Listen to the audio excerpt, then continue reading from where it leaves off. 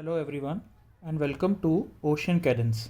In today's video, we will be diversifying into the subject of safety, that is, which is often regarded as the function 3 in the MEO class 4 and class 2 examinations. We would be covering aspects such as what has led to the origin of different kind of regulations, bodies and other principles in place that cover the safety aspect of a vessel and what is the need for them, and thereby also helping our viewers in understanding as to how we wish to proceed further in the topic concerned.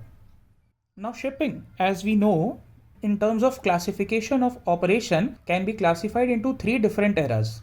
One was the pre-industrial revolution, one was the post-industrial revolution, and the third is the post-World War. So, in pre-industrial revolution era, the shipping was limited to carriage of goods such as livestock and other matter, and carriage of people, carriage of spices and other minuscule trades. That means the scale of trade was not large enough for people to consider it as a big factor in terms of global contribution. However, post the industrial revolution, when the utilization of resources such as natural resources, minerals, raw materials, oil and other factors came into play, shipping got a much broader horizon to operate. Therefore, more number of ships started coming into construction and the marine traffic increased.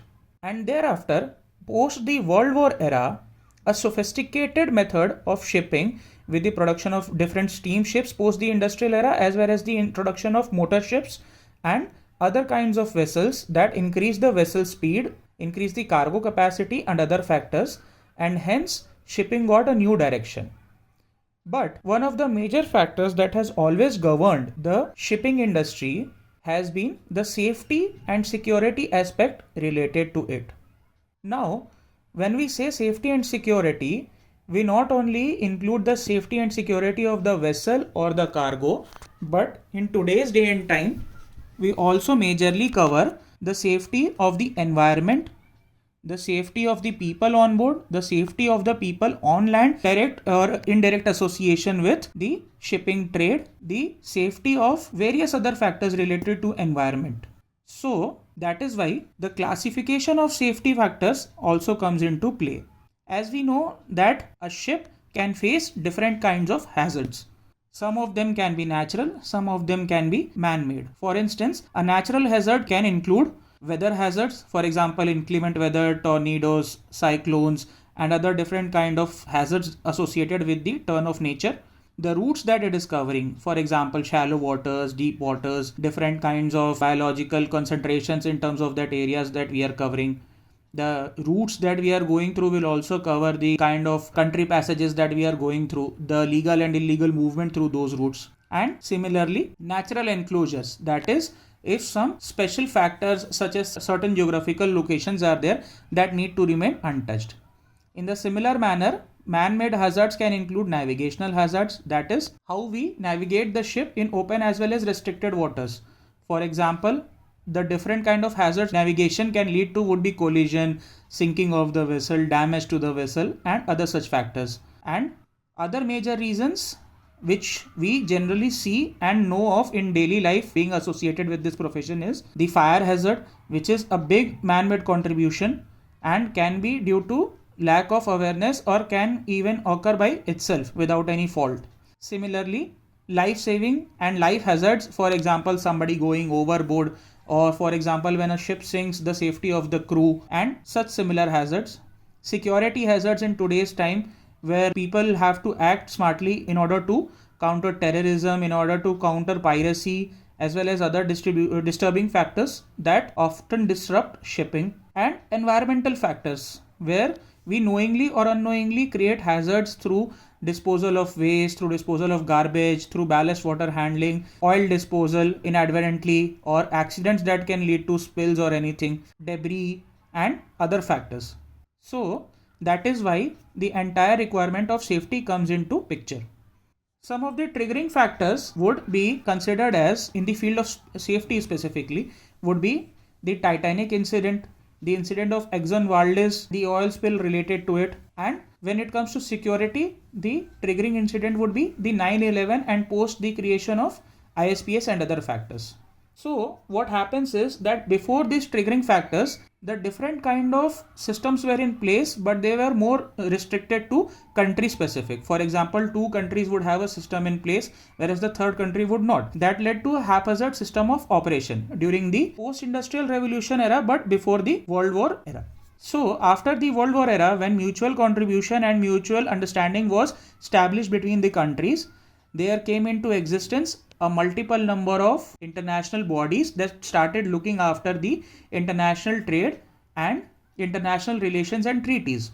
One of which concerns to shipping was the IMO, International Maritime Organization. The IMO then further bifurcated into different assemblies and councils for its operation, and these assemblies and councils also had committees and subcommittees which would govern factors such as environmental protection policies, safety operations, and different kind of other, for example, a technical committee or a felicitation committee or other different kind of committees and subcommittees that would look after the IMO's operation.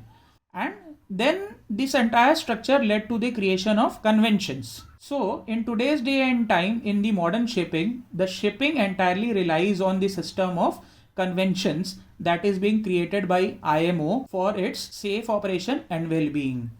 When a ship has to be seaworthy and it has to carry cargo safely along with its crew, or in case of passenger ships, the passenger load along with complete safety, it has to follow these sets of conventions for its safe running. That is where the IMO has come into picture. For example, the different kind of conventions, few of them which we would commonly come across would be SOLAS, MARPOL, STCW, Collision Regulation, MLC, and there are many such conventions in place.